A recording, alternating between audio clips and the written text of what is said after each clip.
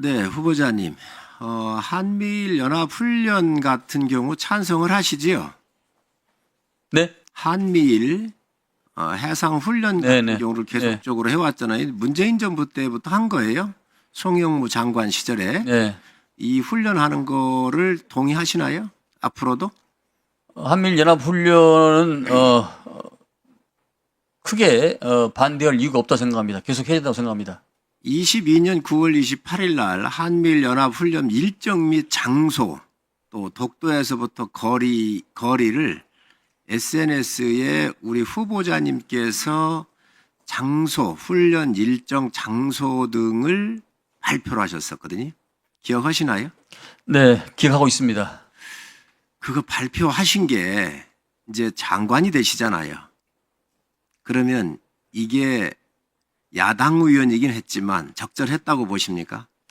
그 당시에는 야당으로서 국민적 알 권리 차원에서 저는 이게 일반 문건이기 때문에 오프 더 레코더가 아니라고 판단을 했고 훈련 장소가 다른 곳이 아닌 아주 예민한 장소인 독도 인근에서 그 훈련이 이루어졌기 때문에 제가 국민의 알 권리 차원에서 그 SNS에 보도를 한 겁니다. 두 가지 문제점을 지적을 하겠습니다.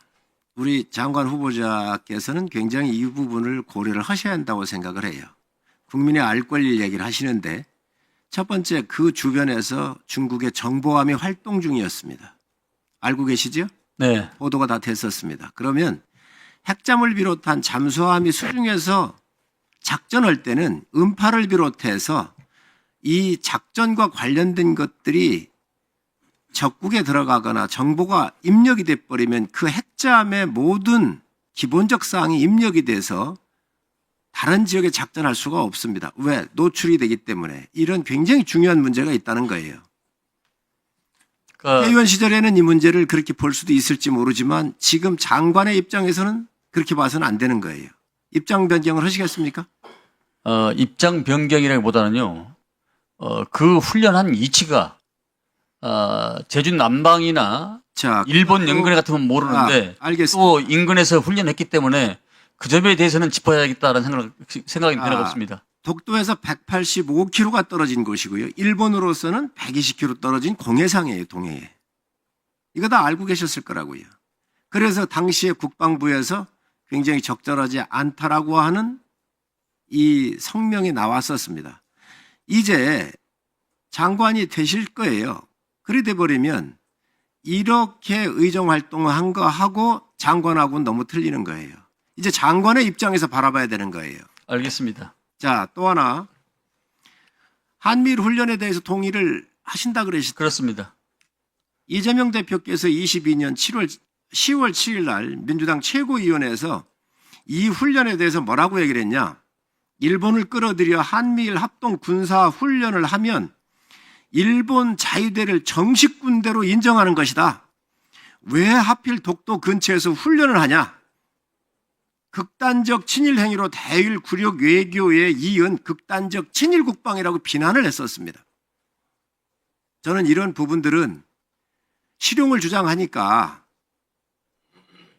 이 부분이 수정이 되겠지요. 국민들한테 이러한 이 친일몰이 했던 이런 부분들에 대해서는 나는 사과가 있어야 한다고 생각을 해요. 그렇잖아요. 우리가 안보를 위해서 한 거예요. 우파 정부든 좌파 정부든. 장관께서도 후보자께 장관이 되시면 이 훈련 하실 거예요. 전 또 그거에 대해서 지지를 할 거고요. 이런 국방의 문제를 어떻게 정치적인 목적으로 이용을 했냐는 거지요. 그래서 장관 가시기 전에 이에 대한 견해를 묻고 싶습니다. 국무위원 후보자가 대통령님의 그 발언에 대해서 언급하는 것은 저는 적절하지 않다고 생각합니다. 똑같은 사안입니다. 이 건과 후보자께서 말씀하셨던 사안이 똑같은 겁니다. 제 의견에 대해서는 제가 표명할 수 있을 때 독도에 185km 떨어졌고 일본으로부터 120km 떨어져 있는 한미일 이 잠수함 훈련이었거든요. 우리 민족에 봤을 때는 독도라는 예민한 부분이 아니겠습니까?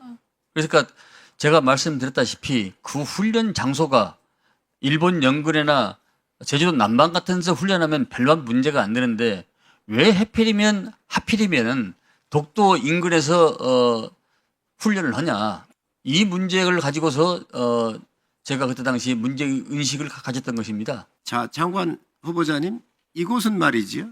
북한의 잠수함이 지나가는 골목에 작전을 하는 거예요. 굉장히 효용성이 있습니다. 다음에 그리고요. 말씀하실 게 있나요? 네, 그러니까 재난 재해 인도적 훈련은 얼마든지 할 수가 있는 겁니다. 장소와 때와 시간을 구애받지 않고. 그러나 한미일이 합동으로 연합훈련했던 그런 곳이고 장소고 시간이었습니다. 그래서 그 문제에 대해서 문제의식을 가졌던 것이고요. 조금 전에 말씀했다시피 국무위원 후보자로서 대통령님의 발언한 것에 대해서 제가 지적하는 것은 적절치 않다. 이렇게 제가 말씀 다시 한번 드립니다. 또는 말이지요. 실효적으로 지배를 하고 있습니다. 우리가. 그렇지요. 그다음에 센카쿠를 지금 일본이 지배를 하고 있잖아요. 이게 다 열려 있다, 연결돼 있다. 우리는 독도 문제에 우리 땅이기 때문에 우리가 굳이 이걸 꺼내서 확대할 필요가 없는 거지요. 이제는 장관 되시면 야당의 눈으로 보시지 말아야 된다. 대한민국 전체의 눈으로 봐야 된다. 네, 알겠습니다. 정쟁의 눈으로 봐서는 안 된다. 이게 전부 다 우리 장관께서 보셨던 정쟁의 눈으로 보셨던 거고 지금 대통령께서 보셨던 정쟁의 눈으로 친일몰이를 했던 거거든요. 이제 집권을 하고 나니까 이리 가면 안 된다라고 하는 걸 이제 알고 계시는 거예요. 그렇다고 한다면 국민들한테 이런 부분들에 대해서는 어느 정도 사과의 말은 있어야 한다고 생각을 합니다. 어떻게 생각하십니까? 제가 말씀드렸다시피 국무위원 후보자가 대통령의 그 과거 발언에 대해서 말한 것은 온당하지 않는다고 생각합니다. 네, 재보충 질의까지 마쳤습니다.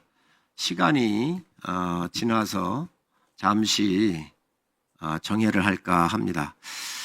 회의를 정회를 하기 전에 우리 후보자님, 우리 야당 의원님들하고 상의를 했고 또 말씀을 주셨는데 그 자료를 강선영 의원님께서 얘기하시고 자료 제출을 요구하신 게 있습니다. 저는 위원장으로서 우리 후보자님께서 16년인가요? 이렇게 국방의 한 곳에 계시면서 전문성도 쌓으셨고 또 훌륭한 인품도 갖고 계셔서 웬간하면 오늘 여러 가지 청문회를 한 거나 여러 가지 봤었을 때 바로 인사청문을 채택을 하려고 합니다. 그런데 중요한 것은 지금 가장 중요한 게 군을 통솔하고 군 중에서도 장관의 회사로 따지면 이 군의 CEO에 올라가는 자리입니다. 그렇기 때문에 야당 의원님들께서 요구하신 그 병적기로서 문제 그리고 주식 거래에 대한 이 문제를 8시 반에 속개하기 전까지 자료를 열람하거나 보여주실 수 있도록 해주시기 바랍니다. 그러면 저는 오늘 다른 상임위하고는 좀 틀리게 군의 여러 상황을 고려해서 인사청문 보고서를 저는 채택했으면 하는 게 위원장의 생각이고 또 저희 의원님들하고도 이 부분은 상의를 드린 사항입니다. 그래서 후보자님께서 이 부분 참고하셔서 8시 30분에 다시 속개를 하기 전까지 자료를 이렇게 제출하거나 열람하실 수 있도록 도와주시기 바랍니다. 자, 그러면 지금부터 잠시만 주목해 주시기 바랍니다. 제가 구독자분들을 위해서 선물 하나를 준비했는데요. 제가 항상 여러분들께 드리는 말씀이 있습니다. 뉴스만 평소에 잘 챙겨보셔도 돈이 되고 돈을 벌 수 있다라고 말씀을 드렸는데요. 여러분들은 여기 보시는 삼성전자 뉴스를 보고 어떤 생각이 드세요? 아니면 정치인들의 뉴스, 날씨 뉴스를 보고는 어떤 생각이 드시나요? 그냥 뉴스만 보고 끝내는지 아니면 이 뉴스를 어떻게 이용할 수 있는지 이 부분을 고민하고 계시는지를 되물어보고 싶습니다. 그 이유가 뭐냐 하면 제가 지난번에 여러분들께 뭐라고 말씀을 드렸었죠? 지금은 반도체 섹터를 눈여겨보셔야 한다고 말씀드렸습니다. 그리고 나서 이런 썸네일들 뉴스를 통해서 많이 보셨을 겁니다.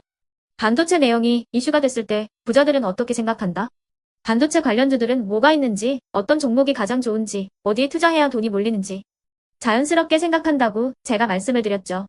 그 이유가 뭐냐 하면 부자들이 봤을 때는 이슈가 곧 돈으로 이어지고 그 이슈가 나에게 돈을 벌어준다는 경험적 확신이 있기 때문에 부자들은 항상 이런 사회적 이슈를 관심 있게 챙겨본다고 제가 말씀을 드렸습니다.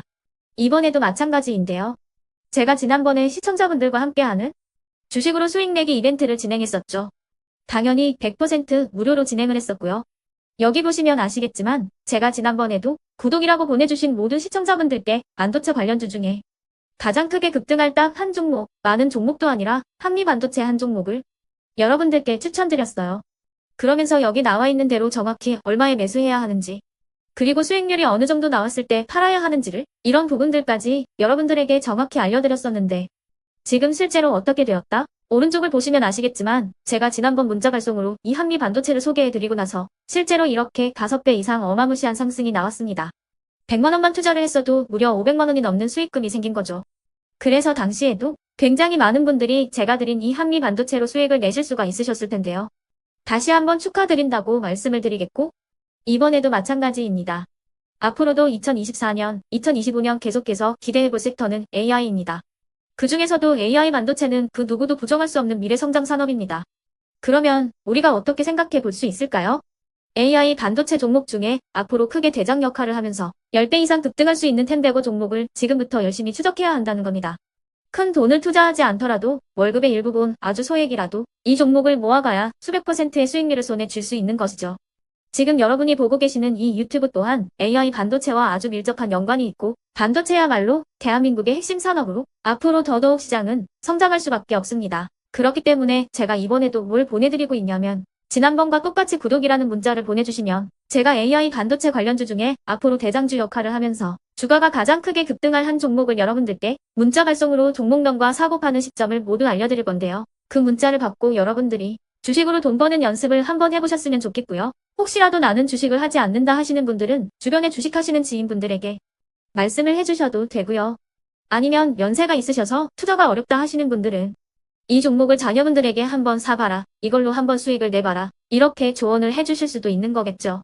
그래서 지금 이 영상을 보시는 시청자분들 중에 나도 이번 종목이 좀 궁금하다 하시는 분들은요, 누구나 상관없이, 그리고 어느 시간대나 상관없이 부담 없이 010-2514-5930번으로 구독이라는 문자 보내주시면 제가 이번에도 똑같이 무료 추천 급등주 문자를 보내드리겠습니다. 이해되시겠죠? 제 번호 010-2514-5930번으로 구독이라는 문자 보내주시면 여러분들이 직접 이슈를 통해서 돈 버는 연습을 해보실 수가 있는 거고, 제가 돈을 받는 것도 아니고 투자를 대신해 드리는 것도 아니기 때문에 부담 없이 신청해 주시면 되는 겁니다. 그리고 수익이 나면 저는 다른 것은 하나도 바라지 않습니다. 제 채널에 구독, 좋아요 한 번씩만 눌러주시라, 이렇게 다시 한번 말씀을 드리겠습니다.